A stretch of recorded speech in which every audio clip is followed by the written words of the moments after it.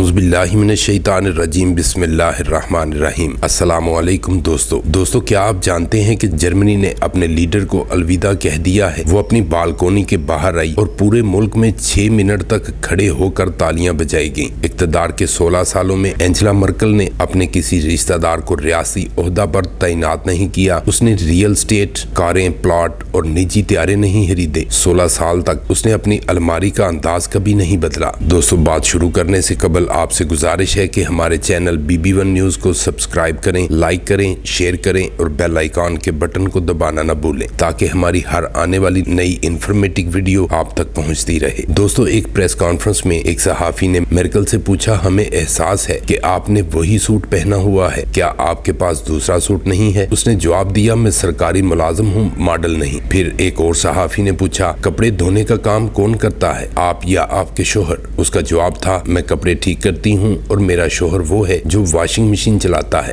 اس نے اسے نہیں چھوڑا اور وہ ایک بھی ولا، مکانات، تالاب، باغات کی مالک نہیں ہے۔ یورپ کی سب سے بڑی معیشت کی چانسلر انجیلا مرکل ہمیشہ اقدار، بلوس اصولوں، حقائق اور ہمدردی سے چلنے والی قیادت کی عظیم مثال رہیں گی۔ ایک اور پریس کانفرنس میں ان سے پوچھا گیا، کیا آپ کے پاس ایک گھریلو ملازمہ ہے جو آپ کا گھر صاف کرتی ہے، کھانا تیار کرتی ہے؟ تو مرکل کا جواب تھا، نہیں، میرے کوئی نوکر نہیں ہے اور نہ ہی ان کی ضرورت ہے، میرے شوہر اور میں یہ کام ہر روز گھر پر کرتے ہیں۔ بہت خوب دوستو، اس سے نتیجہ یہی اخذ ہوتا ہے کہ ہمیشہ وہی قومیں ترقی کرتی ہیں جن کے حکمران انصاف پسند، اصول پسند اور ایماندار ہوتے ہیں، بے شک وہ دائرہ اسلام سے خارج ہی کیوں نہ ہوں، مگر وہ اپنے ملک و قوم کے لیے سوچتے ہیں۔ ایسی ہی قومیں دنیا میں سرخرو ہوتی ہیں۔ دوستو، آج کی ہماری ویڈیو کیسی لگی؟ اپنی قیمتی رائے سے آغاز ضرور کیجیے گا تاکہ رہ جانے والی کمی بیشی کو پورا کیا جا سکے۔ اپنے دوست پرنس شاہد بھٹہ کو اجازت دیجیے۔ اللہ نگہبان۔